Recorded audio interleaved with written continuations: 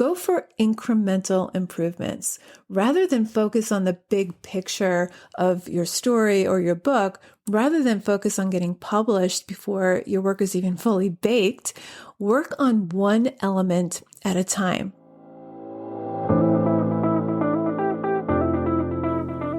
Writer Unleashed is for you, a writer who has a story you want to bring onto the page and into the hearts and minds of readers. I'm Nancy Panuccio, writer, editor, and writing coach, and each week we'll explore techniques, mindsets, and inspiration for writing stories readers can't put down. Thanks for spending some time with me today. Now let's begin.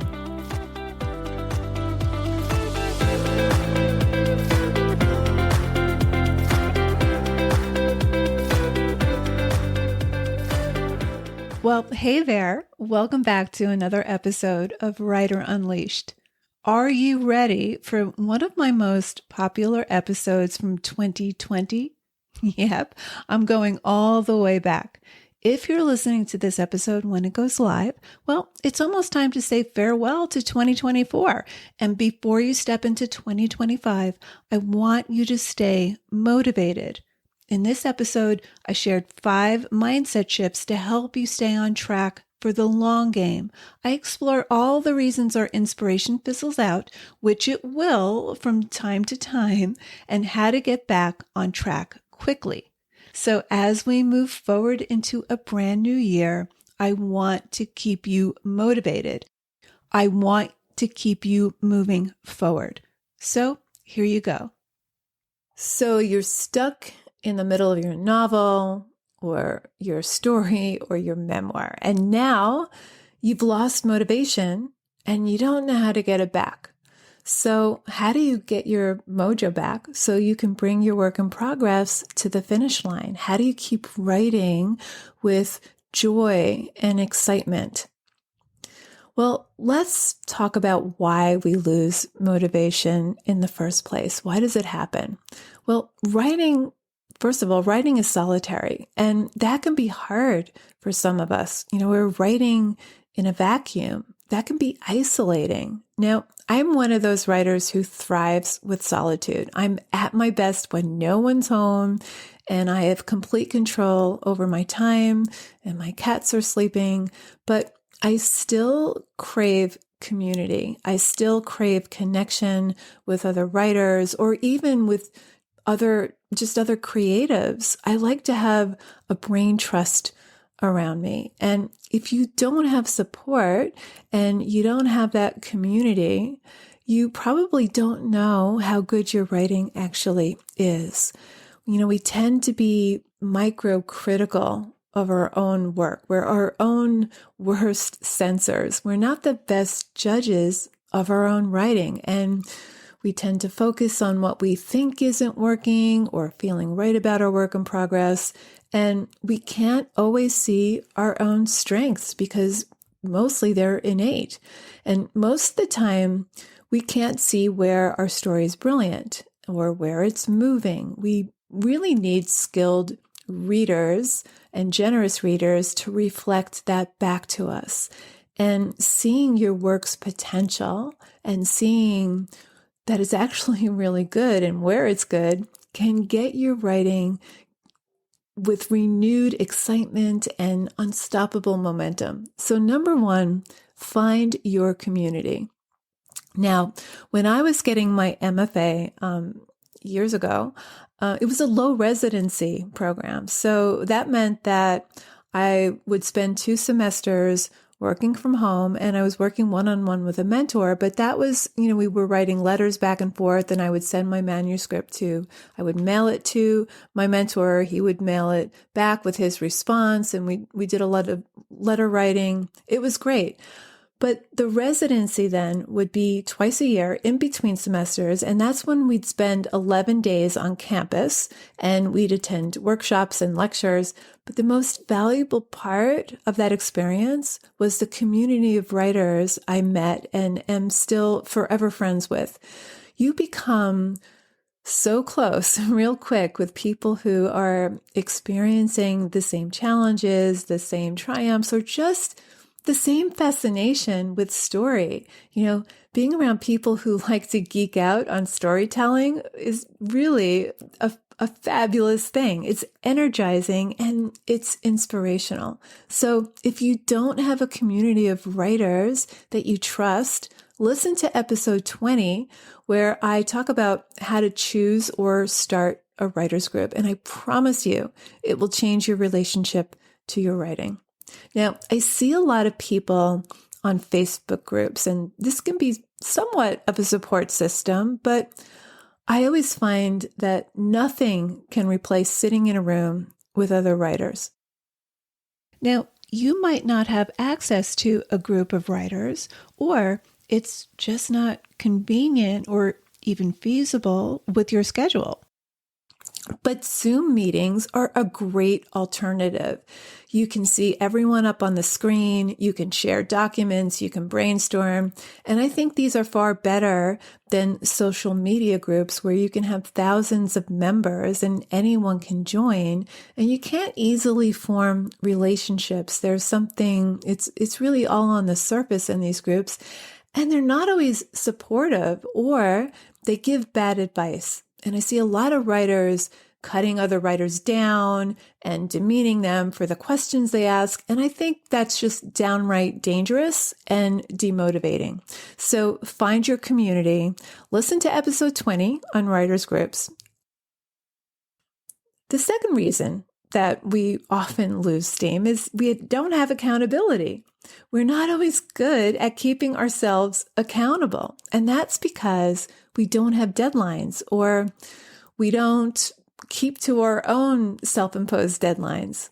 And that's because we don't have someone nudging us to complete something and deliver it. It's really easy to let things slide when we're not accountable because everything becomes more urgent. Doing the dishes, binge watching Netflix. That's why belonging to a peer group or a writing class can keep you motivated, because then hell or high water, you're probably going to deliver the best story you can. So it will help you elevate your story. Now, whether you're in a class or you're working with a writing coach or you belong to a writer's group, this will all help you keep yourself accountable, which is really motivating. A third reason we can lose motivation is from a premature fixation on getting published. Now, the reason we can get so consumed with a desire to publish or worrying as we're writing if our work will ever get published is because we don't feel like we have the right to call ourselves a writer until we're published, because we think getting published is that return on our time investment, which is huge. The only thing, though, that makes you a writer is writing. That's it. Chase Jarvis, who wrote the book Creative Calling and is also the founder of Creative Live, said this, something to the effect of this. He said, you have to do the verb in order to become the noun. So publishing doesn't make you a real writer. In fact, it's irrelevant in terms of the quality of your work. Lots of writers self-publish bad books these days. Now, getting published is the end game, of course. But while we're writing and while we're in the middle of our story, we should be focused on what the work needs without any thoughts of publication. If you focus on the writing itself, publishing will be more likely to follow in due time. But here's why premature fixation on publishing can demotivate you. Social scientists have done countless studies on human motivation, and they've done experiments with kids, with monkeys, and with adults. And they found that we all have three main drives. The first is biological, so food, sex, and sleep. The second drive is for reward. So, for example, if we study harder, we'll get an A in math. If we work longer hours, we'll make more money. You get the idea. So these do work in the short term, and our performance may improve in the short term. But what happens when we're focused on the external reward, like the published book, we diminish the third drive, which is our internal motivation, which is simply the joy of doing the work for the sheer pleasure of doing it. Now, publishing is the external motivation, but to stay motivated, we need to keep in touch with why we're driven to write in the first place. Now, for some of us, it's to heal or to rise above a painful situation. For others, we just love to entertain. And for others, we just love the process of crystallizing a thought, an idea, or an image. Or we love to explore humanity. We're fascinated by what it means to be human. So we all have our why.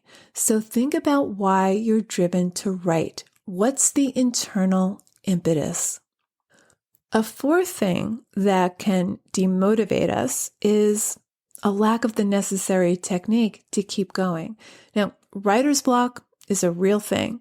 Lack of motivation is a real thing, but it most often comes from not having enough technique to align with your vision of the story at this particular stage. Now, Ira Glass calls this the gap between your good taste and your stage of development right now. Now, years ago, in my early 20s, I was working in gray advertising as the secretary for the Fruit of the Loom underwear account. And look, I was a terrible secretary. That's just not my genius zone. So eventually I was fired. And my first thought was, great, now I can finally write my novel. So I felt set free from what really felt like a prison to me. So instead of looking for another job in advertising or publishing, I took a job as a waitress at Chi-Chi's Mexican restaurant with this thought that I'd work the breakfast and lunch shifts and then use my afternoons to write my novel. So here it was. I had this great corner desk with my then word processor, pre-computer days, and I had my notebook. In those days, I wrote my first drafts by hand. But within a few months, I lost all motivation. All my drive evaporated. And the reason was that I had no idea how to write a novel. I just thought the will to write it was enough. Now, I had never been to a writing workshop at that point. I had always been told by my teachers that I was a talented writer. So I thought that the desire and the talent was all I needed. I didn't know what I didn't know. I didn't know that I had no technique or even that writing a novel required certain techniques. So I felt empty. I felt disconnected from my story. My characters were shallow. The writing just wasn't what I was envisioning in my head. And I knew it sucked and I didn't know how to make it better. But I just thought that I was no good. So I gave up. I closed my notebook. Now, many of us stop writing for weeks, months, or years whenever we hit this wall. But inevitably, the urge to write comes back. Now, eventually for me, I don't know if it was a few months or a few years after giving up on that novel, but I took my first writing workshop at NYU and I started to learn about basic writing techniques. And then about 15 years later from that, I earned my MFA in writing, and that was really where I made the greatest shifts in my writing. Now, I'm still learning every day. We're never done learning. There's always more to learn. But my point is that often we lose motivation because we just don't have the skill to move our story forward. And we get to this impossible flaw. And when the writing doesn't go well, we mistake our lack of technique for a lack of talent. And we start to think, well, maybe I'm just not that good after all. And we look at other writers and we look at their published books and say, I'll never be able to do that. I'm not that talented. And we don't have a clue about how much work and rewriting and sweat and self-doubt and frustration and confusion and training that went into that book and all the failed novels and stories that preceded it. We only see the finished product. We don't see the years of hard work and training that went into it. So talent isn't enough. You can have a natural talent for dancing, but that doesn't make you a ballerina. You have to train. You have to develop your technique. So find a good mentor or a workshop, read books on the craft, train, and practice. A fifth thing that keeps us unmotivated, well, when we get down to it, really feeling unmotivated is really just a lack of flow. So the question becomes, how do we put ourselves into a state of flow? Because when you're in flow, you're on fire. You're not focused on yourself. You're energized. You're focused on what your work needs. You are writing at your most optimum, and the writing feels effortless and it feels good. It's when writing feels euphoric. Now, flow isn't something you have to wait for. You can put yourself into a state of flow. So we're in flow when two things happen. When what we want to accomplish is just beyond reach, so it's not too difficult and it's not too easy. It's a challenge, but it's still within reach. It's a notch or two above what you're currently able to do well. And this is why we're always deepening our craft. Well, we also reach a state of flow when the goal is smaller, doable, and more concrete. So, number 5, go for incremental improvements. Rather than focus on the big picture of your story or your book, rather than focus on getting published before your work is even fully baked, work on one element at a time. So, what does that look like? Well, here's my process. What works for me is the first thing I do with any project is I write down everything I'm thinking or feeling, and I riff on things. I just open up my material and I explore it. And I have to be in a state of flow to even explore my material. And then I start chipping away at it and I remove all the excess and the repetitions and this way I can kind of start to see what it is that I'm writing. And then I get more granular. I'll focus on one scene or one paragraph, maybe just the first line. Now you can spend hours just working on one sentence or one paragraph. I mean, I've spent hours just working on one paragraph, honestly. So I may take just one moment from the story and I'll work on bringing more sensory detail into it. So when you work in this way, you're making incremental improvements. Progress really doesn't happen in the broad strokes. It's not in the big leaps. It happens in those small 2-millimeter shifts. And there's a myriad of elements that you, as the writer, have to be concerned with. And there are only so many of those that you can focus on at any given time. And if you focus on one element at a time, one scene, one chapter, one character, you'll make incremental improvements that will result in big progress.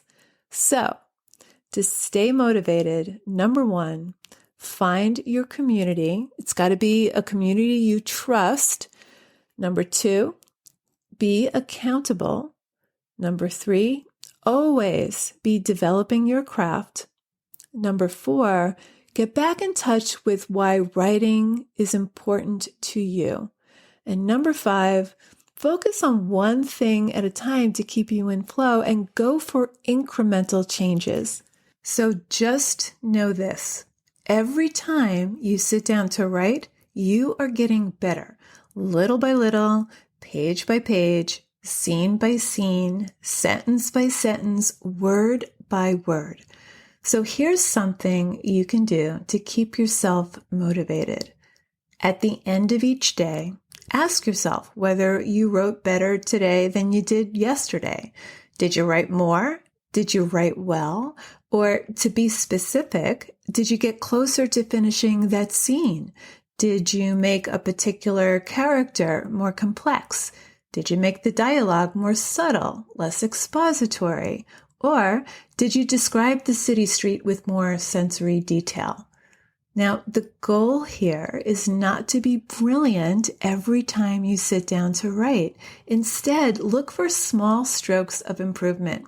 Maybe you wrote longer or you wrote. Some days we don't write, so maybe it's just the fact that you wrote. Or you wrote with more focus. Maybe you resisted checking Facebook until you finished that difficult scene you've been putting off writing. To borrow a suggestion from Dan Pink, who wrote a great book on motivation, by the way, called Drive, reminding yourself that you don't need to master it on day 3 or get a publishing contract after that first draft of your novel is the best way to ensure that you master it by day 3000. And here's an added boon. You're more likely to get published. And if you really want to get a fix on how far you've come, look at something you wrote a year ago or a few years ago or a few months ago or even last week and compare it to something you're working on today. And I'm going to leave you with a quote by the professor and writer Jake Cook. True change isn't willful. It's so fluent and intuitive that we don't even realize it happened. So there you have it. Thanks for hanging out with me today. And if you know any writers who need some support in their writing, please share this episode or the Writer Unleashed podcast in general. And if you love what you're listening to, subscribe on your favorite listening platform and please leave me a review. Reading how this podcast impacts your writing truly lights me up and helps me create topics for the show. Till next time, keep writing, and I'll talk to you soon.